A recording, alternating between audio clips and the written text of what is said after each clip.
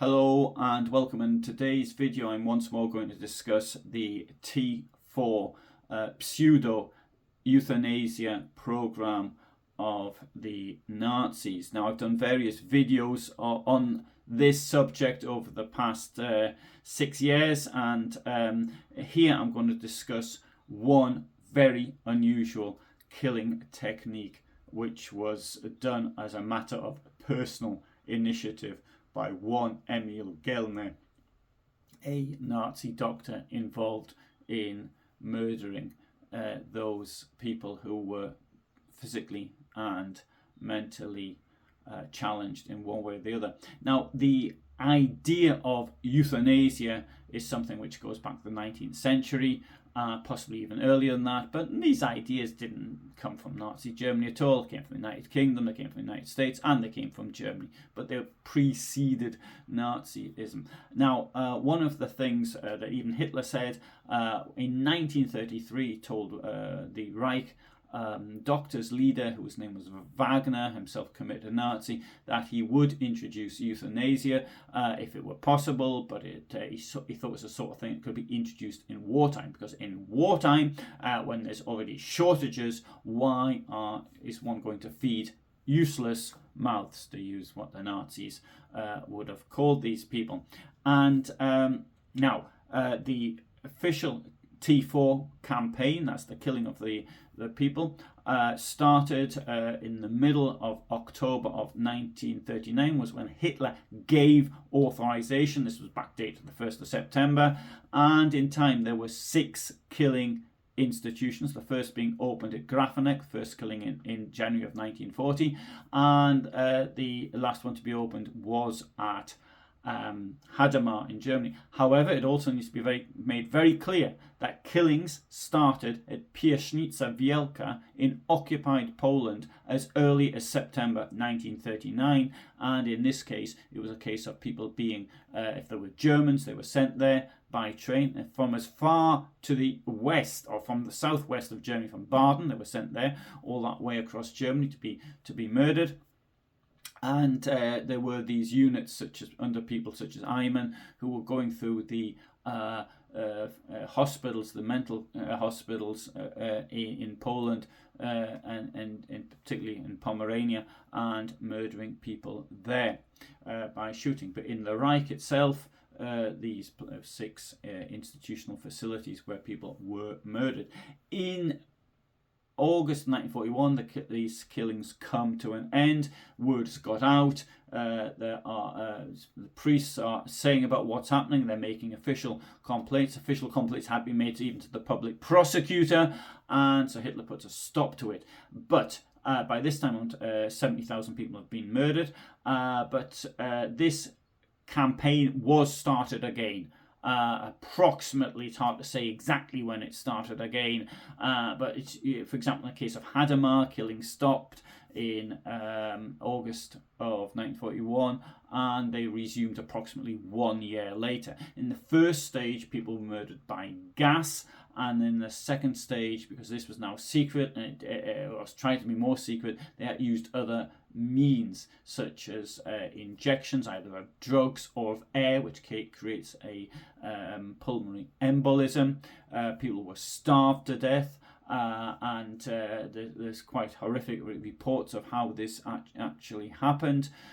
People could be killed also by this method I'm going to now talk about, which is quite unusual, which is electrocution. And this was something devised by a doctor called Emil Gelny. He was born in Vienna on the 20th of March 1890.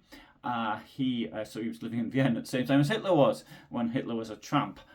So he got his medical degree in July of 1915. Then he became a general practitioner in Klosterneuburg. Now, at the time, obviously, there wasn't a state healthcare system. This was done as a service, so a paid service. So you went to the doctor and you paid. And one thing he actually did were abortions, which were illegal at the time. I suppose that would have got him into a lot of trouble had this been reported. Now, he was living in Austria. He joined the Nazi Party in November of 1932, and he'd earlier joined the SA. Now, in July 1934, there was an attempt by the Nazis to create a putsch in Austria, and he was implicated in the preparation of that. The putsch failed. The party after that became illegal. And on illegal Nazis, I would suggest you had a look at my video on Ernst Lurch, a Holocaust perpetrator, and the way his mates used to meet. And these mates were pretty famous people, and they used to meet and plot how they were going to overthrow the Austrian government and change the world in his father's cafe, the the Cafe Lurch in Austria. Anyway, you can go to that one in Klagenfurt. So Nazis take over Austria. His career continues. August 1943, he's named as a specialist in his mental and nervous diseases, and because of his long-standing Nazi past, old boy networks, this he uses to advance his career. And on the 1st of October 1943, he became medical director of 2 hospitals, psychiatric institutes at Gugging and Mauer-Öhling. Now, in Gugging today, there is I think it's a museum of something called Art Brut, I don't know how to pronounce it, if it's meant to be French or German. And this actually shows artwork of people who are in the medical institution. I haven't seen it myself, and apart from that, I don't know any art. Anyway, now, one of the things that happens almost immediately, as happened in many other places, with the rumours that euthanasia, or pseudo-euthanasia, is taking place. Now, I absolutely respect the word euthanasia as the word for people trying. I mean, we could all be in this situation where we're in a great deal of pain, and to end it, the logical thing is to actually take one's own life somehow. But that's why I prefer the word pseudo-euthanasia, which is murder, which is something which is ordered by someone else, where the patient himself has no say in it. Now, as far as Gelner is concerned, he called the patients useless eaters, and this was an idea of mine. If people were not contributing to the National Socialist cause in some way, then they were useless eaters. Indeed, you see posters from the 1940s showing, even 1930s, showing the people in the asylums who were just living off the taxpayer. I mean, you could say exactly the same thing about Hitler. Of course, he was a useless eater. He wasn't actually doing anything for anyway. Now, as far as Nazi mentality was concerned, these useless eaters had to die, particularly at a time when there was these poor soldiers dying at the front. And anyway, so Gelner, around this time, he starts killing patients using lethal injections and pills of one sort or another. And we know that he killed in this period at least 39 people, probably more, but we don't know for certain how many there were. Now, in the summer of 1940, Gelny hosted a meeting of psychiatrists because he wanted to showcase an electric device that he built himself. So it's a do-it-yourself murder apparatus for this pseudo-euthanasia. Now, what did he do? So there's an ECT machine, which is an electroconvulsive therapy machine. It was then used to treat depression. Only he modified it, and so he did this by increasing the voltage and the duration of the shock to ensure that it was fatal. Now, why do this method? Well, the point of this is because it's quiet, required no expensive drugs, which they claimed were needed for the war, and probably were, and it allowed them to kill a lot of people in a single afternoon. Now you might say, well, why didn't they just shoot people, which would have been a lot quicker?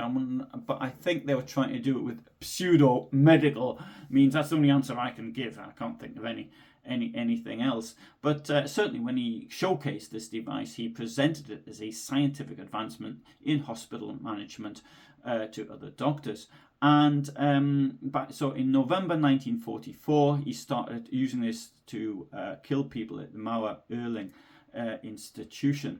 Now he was sent away for some reason later, and now with the war close to its conclusion in April 1945, you've got the Soviets now at the gates of Vienna, and he cycles on his bicycle, to Mauer-Öhling in order to finish off more people. So, and he used this electrocution device to kill 149 more people at the institution. And his aim was to kill another 700 to 800 patients. This is the very last month of the war, and he is trying to get rid of as many people as he can before the war ends. Now, we don't know how many people he actually killed, but the number is given usually as around 600 people. Now, the war ends. He must have realized he was up to no good because he escaped.